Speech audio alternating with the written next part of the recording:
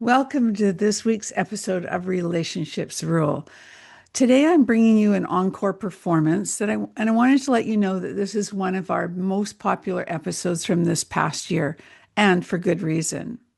In this conversation, I'm joined by Vance Morris, a former Disney leader turned small business owner, who shares the magic behind creating extraordinary customer experiences. From the power of systems to the smallest personal touches, Vance reveals how unforgettable service builds lasting loyalty and something every business can benefit from. So, whether you heard this the first time or this is your first listen, I know you'll walk away with fresh inspiration and actionable ideas. I hope you enjoy it. Let's dig in.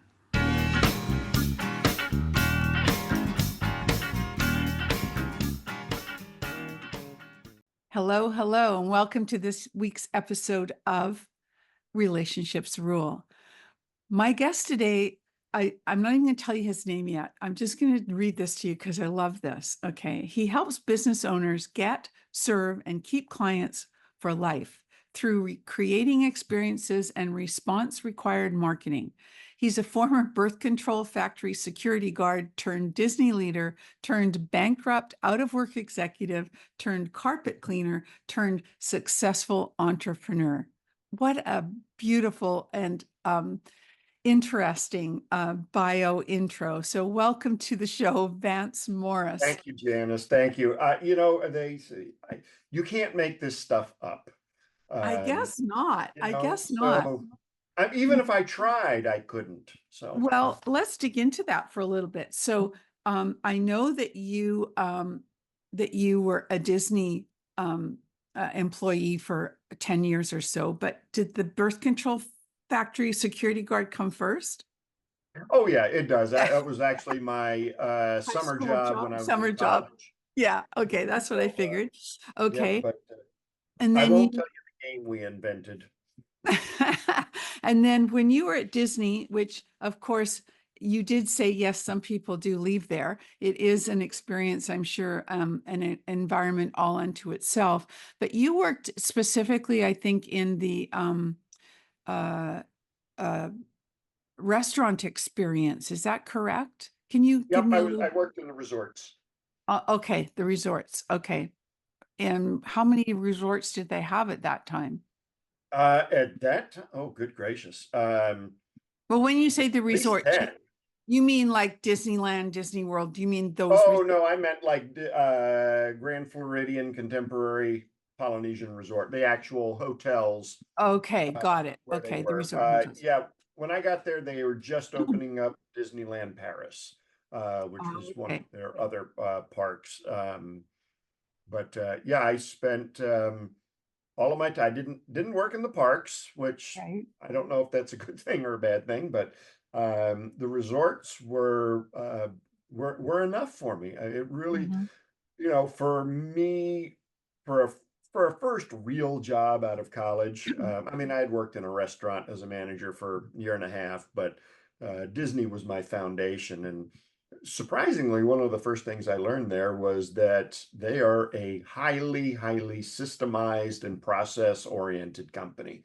And that's really, to this day, that's what I use in my home service businesses that I still own, to create those emotional connections with my customers, to create the emotional connections with my employees.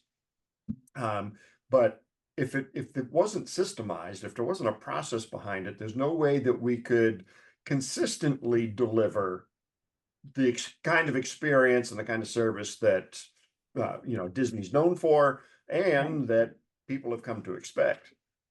So, a couple of questions come to mind from that. And one is that I know that for you would be, I would think, a very fortunate experience to have that as your first major corporate thing. My daughter had an experience here where she worked during high school as a server at this local restaurant, but this restaurant was a chain, a Canadian chain, but had then moved into the States. And then she got, after that, when she was at university, she started to get into management training there. And every time she left to go do something else, they say, "You're welcome back anytime." And she got a really good, solid foundation of sales and of systems and all of that that's taken her through two businesses that she's owned and a company that she's now a VP with. So I get that. I think it's a very special experience. And Disney, of course, being one of the leaders in customer experience.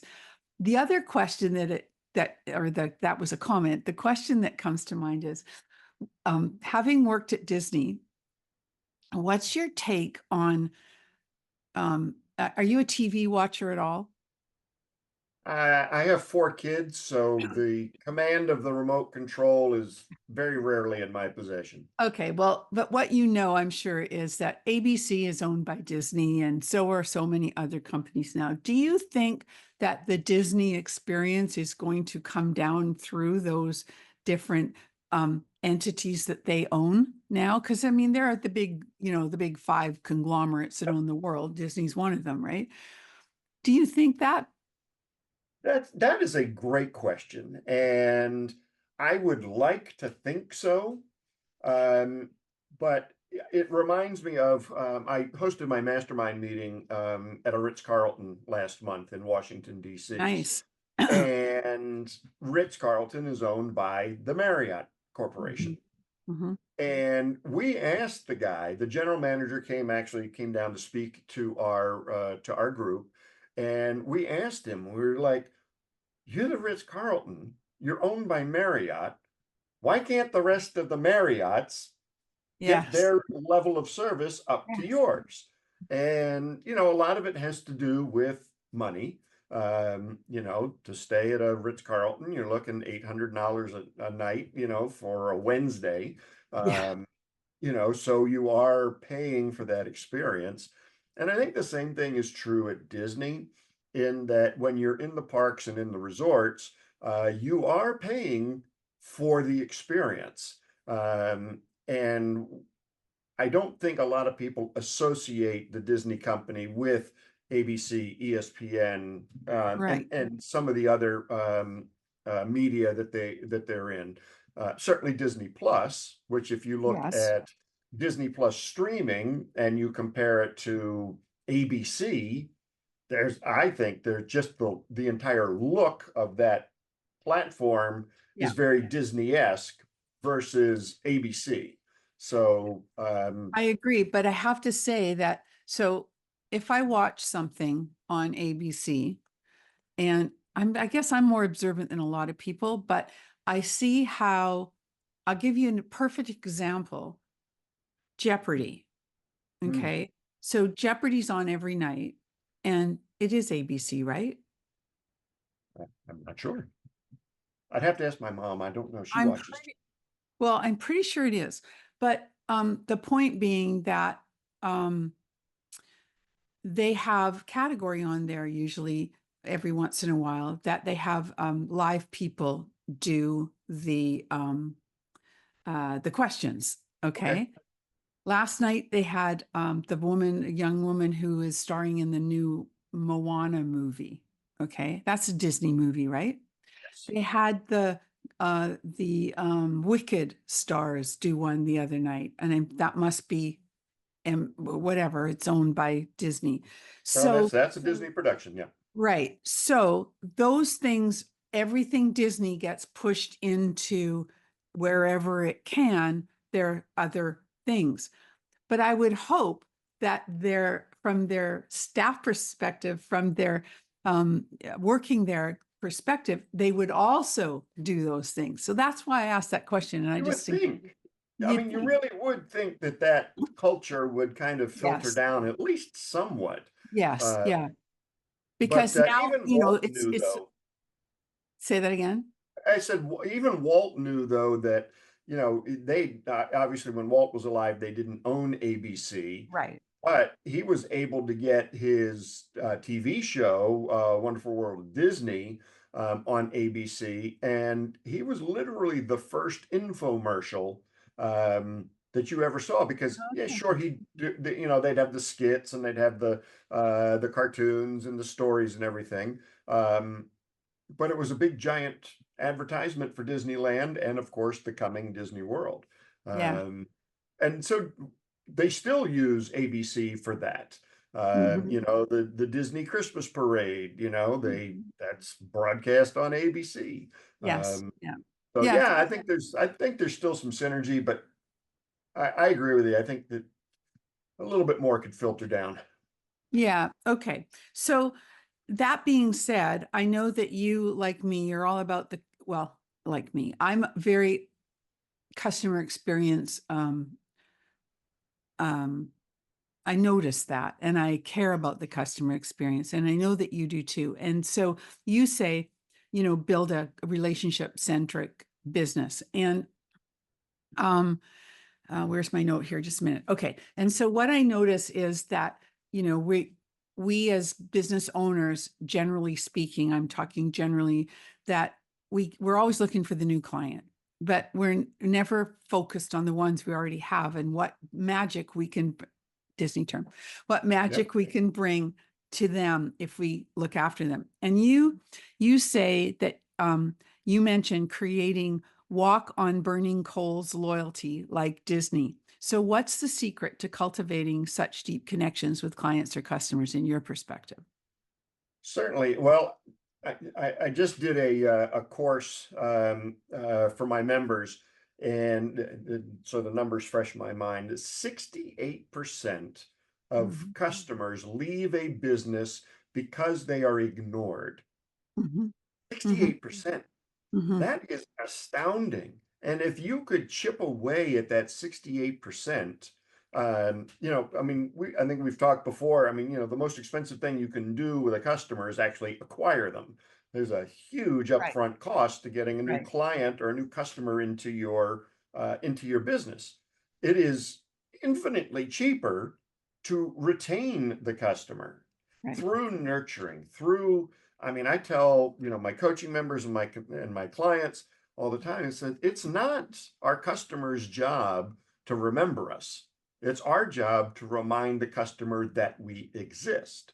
Mhm. And so and I know we've talked about, direct mail. I am Yeah. a huge proponent of using the postal service. And I believe Mhm. both in the US and Canada, we got about a Mhm. 99% deliverability rate. So it's still pretty good.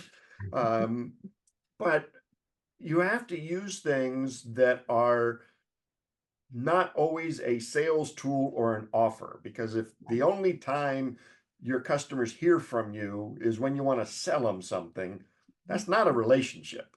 No. It's not symbiotic. I mean, it is you shoving stuff down their throat, buy my stuff, buy my stuff. Um, and Mhm. so I find that creating that engagement, creating that emotional connection, Mhm. is where most businesses fail. Mhm. I shamelessly use my children in my marketing. Um, Okay. Tell me more.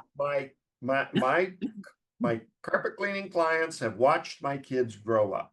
Oh, My daughter, she's 17 now, but when she was 5, she did ballet. And so at the recital, took a picture of her, put it in my newsletter, and said, here's darling little Emma on her first, yeah. recital. And I did that every year. So every October, whatever it was, put a new picture of Emma. So my customers watched Emma grow up. And Mhm. we had a woman I'd say accost us, but approach us in a grocery store, Cost didn't even us. look at me, went right to my daughter and said, "Oh my God, Emma, how was your recital?" I love And it. I'm like, "Honey, let's go. We're Yeah. hiding because this lady's nuts." Then I had to think, oh wait, Yeah. she must be one of my customers and gets our newsletter. And so when you make that emotional connection like that walk on burning coals Yes. connection, that Yes. woman is never leaving me until No. she dies or moves away. Mhm. I love that. It made me think actually of a cleaner I used to have, a housekeeper, that she was young and I wish she'd stayed with it because she was the best. But what she had kind of a Rosie the Riveter type logo kind of feel, old fashioned kind of feel. And every time she came to your house to clean or one of her people came, they brought cookie dough and they baked like half a dozen cookies in your oven and left them on the counter. So you come home to that beautiful smell of the cookies. And I'm like, oh my God, that's amazing. Right? That's brilliant. I know. And you could even Absolutely brilliant. choose from 3 or 4 types of cookies that were your favorites. So Right. yeah, Well, when it comes to memories, sense or smell yeah, is your number one sense. yeah. And so, anytime I smell kielbasa, I think of my grandmother's kitchen because she made it by hand. She love So, it. that, and Disney uses odors and smells as well Mhm. to evoke those same things because Interesting. they know that memories are attached to that sense. Hmm. Yeah, there's so many stories that are positive and great stories around ways to put that personal touch in your marketing, ways to get your clients to differentiate you from the others for your clients. So in your experience, when you were designing Disney's Chef Mickey's dining experience back in the day, what did you learn about the importance of first impressions, and how can businesses apply that today to client relationships? Yeah, so we worked very hard. So we actually had a mission, which is what every business should start with. Not a Yeah, mission statement, because most companies, if they have them, the employees don't know what the heck they are. Actually, most CEOs don't even know what it is. I'm sure Disney has one, and it's in a gold leaf binder on a sure. pedestal and somewhere. But so we had a mission at Chef Mickey's, which was to get Mickey Mouse through 400 seats in 43 minutes and make it feel like it was a great time. Now, you ask the questions, okay, Yeah, well, why 400 seats? Well, that's how many seats we had in the dining room. yeah, Why 43 minutes? Because that is the average time a table for two would dine in our restaurant. And if it took us longer to get the mouse through the dining room, well, the table for two sat longer. And yeah. so now they're getting irritated because they haven't seen Mickey yet. There's people Ah, waiting for the table now, waiting longer. They're irritated because they haven't seen haven't gotten in for breakfast yet. Um, so we had to design this system, and everybody had to have input into it. sure. From the bus boys to the entertainment department to the house, we even got the housekeepers involved. And to design a system, and like everybody chiseled away a little bit at the time. So like the bus boys were able to, shave like 40 seconds off, and the housekeeping department saved us a lot of time. And so the first impression that people got when they visited us was that if they had a reservation, they didn't wait much more than 5 minutes before they got seated. Hmm. Because and that's a huge, I mean, at Disney, I mean, that's what you do. You wait Hmm. for Hmm. everything. Hmm. And so I mean, now if you didn't have a reservation, yes, you still had to wait, but there were restaurants at Disney, you got a reservation, you could wait 20, 30, 45 minutes before they got you Oh, in. hate that. So yeah, exactly. I'm like, well, why bother, right? Hmm. But so to us, that was very important, and which is one of the reasons it was ranked as the top character dining destination on the entire Disney property.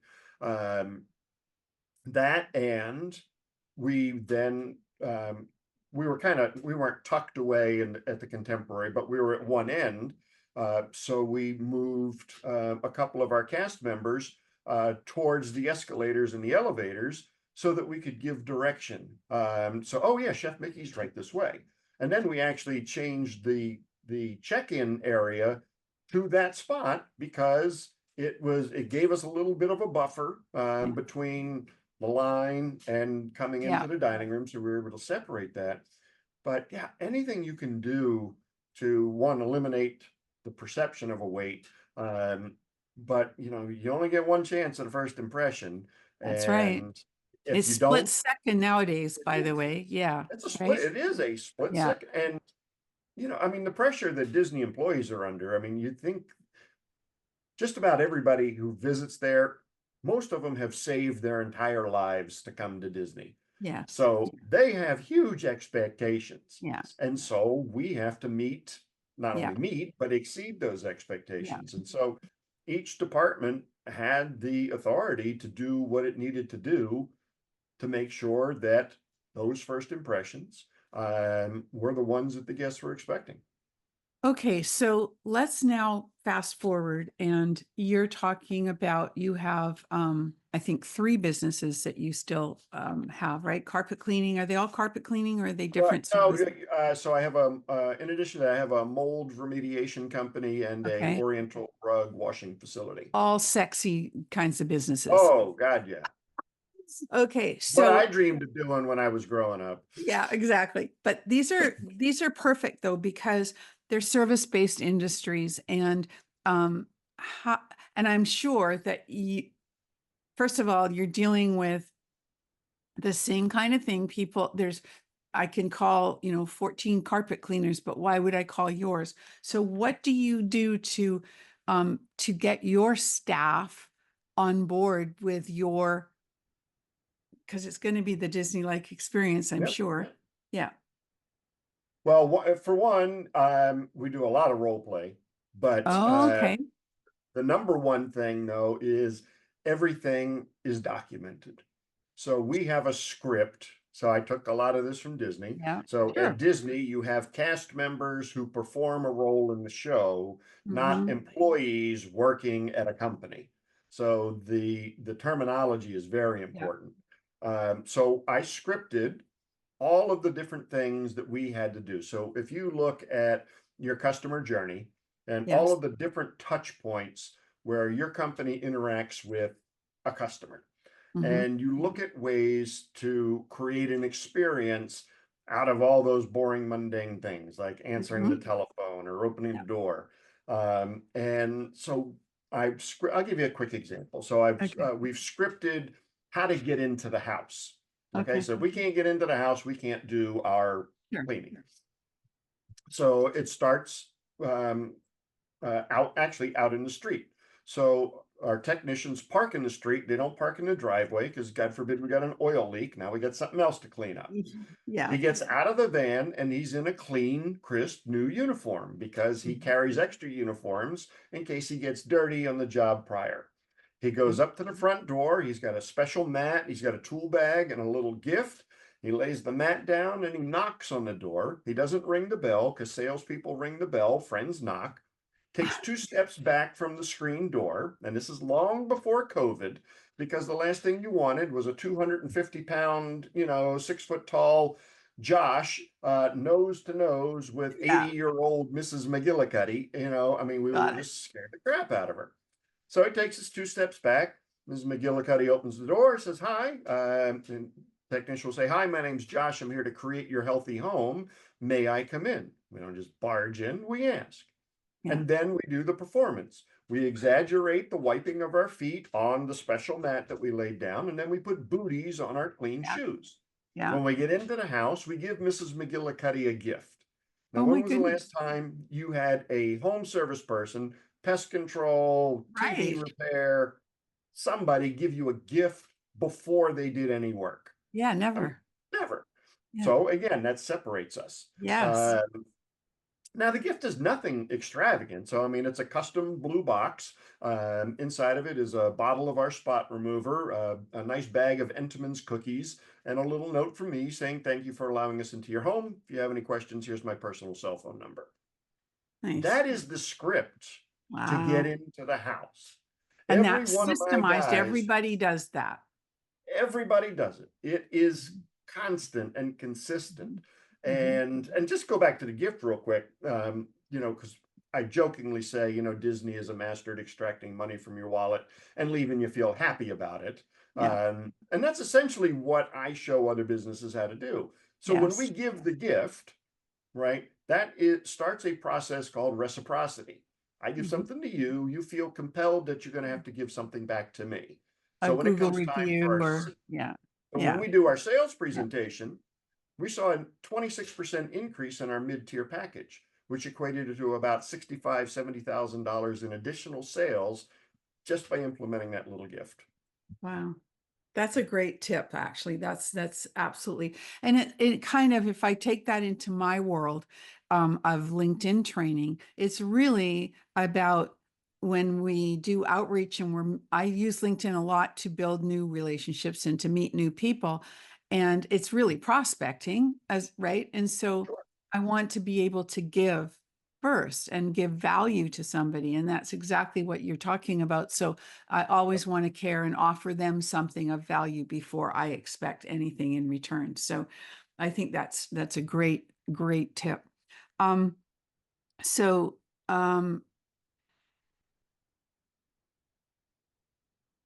we talked a little bit about um,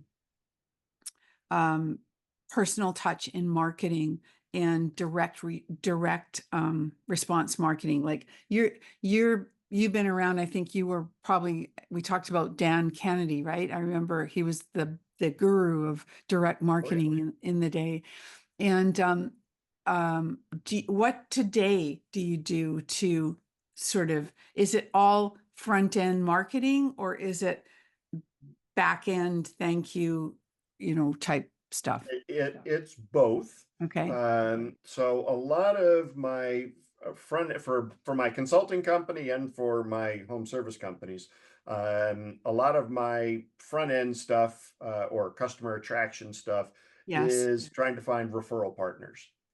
Yes. Okay. So I will, so instead of mailing, 10,000 postcards to a neighborhood, I'm trying to find a real estate agent or a home inspector or Yes. somebody who can refer multiple times Yes. to me I love for the that. carpet cleaning business. Yeah.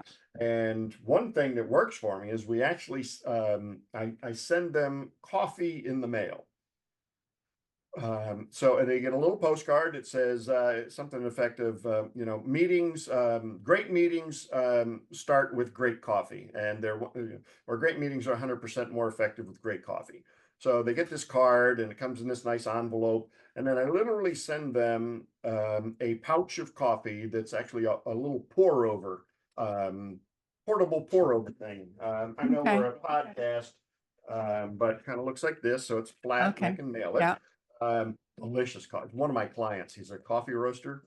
Sure. Amazing stuff. Um, but that opens so many doors because who's Yeah. sending oh, we should go out for coffee. Well, in the days of Zoom and nobody has Yeah. time anymore. Yeah. So now we can have a virtual cup. And Yes. I've done exactly what you said. I've Yes. given before I've asked Yes. for anything. So Love it. we got the cup of coffee. And then on the customer retention or the back end, Hmm. my customers get at least 14 to 16 touches a Yes. year from us. They get a monthly newsletter from us Mhm. in print, in the Well, mail. if the one that I just read, my first one, is any example, is hysterical. I love it. Oh, I love your sense of humor in it. well, thank you. I didn't press the button because I wanted to wait. I wanted to talk to you and I want to see it Oh, tomorrow. That's why. But gotcha. yeah, I wanted to just leave it fresh for now. And but yeah, that's a lot, but it takes that these days, doesn't it? It keeps you top of mind. And Yeah. that's really important. And you have to look at the ROI. I mean, I have a whole reminder system that I put in place, and they get an 8-month reminder, 9-month, 10-month, Yeah. up to 2 years. Um, because so many people give up, they send out, if you're a dentist or, Yeah. or a carpet cleaner, okay, let's send out the 12-month. It's been a year. You should Yeah. probably come in and have your teeth cleaned. I know. No, you should be Yeah. sending something out at 9 months, 10 months, and Yeah. accelerating that revenue so that they come in sooner than 12 months. And now Right. you've accelerated the revenue. Um, you know, the other thing is lifting up the telephone. I Oh, mean, I know. a phone call to a prior client. Now, I don't recommend cold calling because that's just not nice. But to call a prior customer and say, hey, I was just thinking about you. I hope Hmm. you have a great Thanksgiving. Hmm. This goes, I You mean, know, I actually had our cable company. Now they've merged now, so it's never going to happen again. But the cable company here somebody actually called me out of the blue and just said, "Hey, we're just calling to say thank you for being a loyal customer all these years." I just about fell off the chair, right? But Cable company? Yeah, I definitely. know, I know. But now they've merged with Rogers, which is a bigger company, so I don't think that's going to happen anymore. But those things, those things mean so much when in this crazy world. Okay, one last question around the customer experience, and that is around recovery. So I know that you have this recovery program that you talk about handling mistakes effectively. And that's, I think, a big piece that we have to be aware of. So, how can businesses turn a service failure into an opportunity to strengthen a client relationship? Yeah, definitely. I think one of the first things is realizing the true cost of the mistake. Mm. So, I mean, okay, if it's a burnt steak in a restaurant, okay, well, it's a burnt steak, it's 10 minutes wasted. Let's get them a new meal, no charge, Yeah, and we can buy them a round of drinks or bring over, yeah, a dessert or something. And usually that'll smooth things out. yeah, Now, however, if you had the cable company coming and they said they would be there between 8 and 12, and you waited and had to take half a day off of work, and then they didn't yeah, show up until 4. Now your boss is upset because you didn't come into work. You took an entire vacation day. um, there's now a greater cost to you that the company is not, one, doesn't really seem to care about. right. But you have to understand the total value of the problem. I mean, if you have Right. inconvenienced somebody to the point where they've got to, if it's an automobile and, the mechanic didn't fix it right the first time, okay, well, now I got to go take another day off. I got to get a rental car, blah, blah, blah, blah, blah, all that. And they're like, sorry, we'll fix it again, but Mhm. we're not paying for any of that other stuff. So knowing that true cost gives you the frame of mind to, okay, what do I have to do? To what point do I have to go to save this customer from defecting? Mhm. And or rescuing them and bringing them back after they have Right. left. Um, and a lot of it is giving your frontline employees um, the authority to fix the problem. Um, Yes, that's Ritz that's Carlton, very, Ritz yeah. Carlton, $2,000. Every employee can spend up to $2,000, no questions asked, to take care of a guest problem. Nice. I'm not advocating that No. because that's a lot of money, but gee whiz, could you give them 50 or $100, in leeway, and that you're not going to yell at them for spending? Yeah. Um, it's just because when a problem goes longer, it gets worse. Oh, So yeah. if an employee can nip it in the bud, fix it, and the customer's happy because they fixed it right away, time is your friend. But when you say, Yes. I got to go get a manager, I know. I got to go find somebody, I got to get permission, now time is elapsing and time is no longer your friend Right. because I just get more irritated and So irritated and do irritated I. Yeah, so do until the I. problem is solved.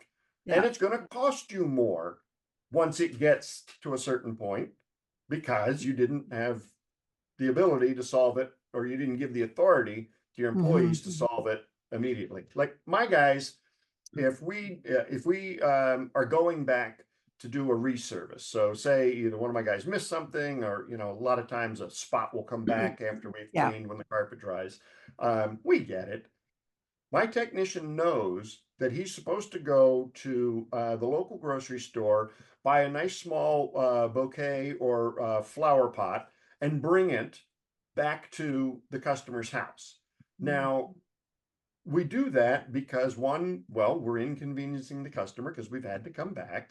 Yeah. Two, nobody else is doing that. Right. And honestly, if you saw a 26-year-old, guy standing there with flowers to come fix a little spot in your carpet, I mean, they just Yeah. melt. I mean, they're just like, oh my God, all right, come on in. Can I get you Yes. something to drink? Okay, the spot's Yeah. over here. Yeah.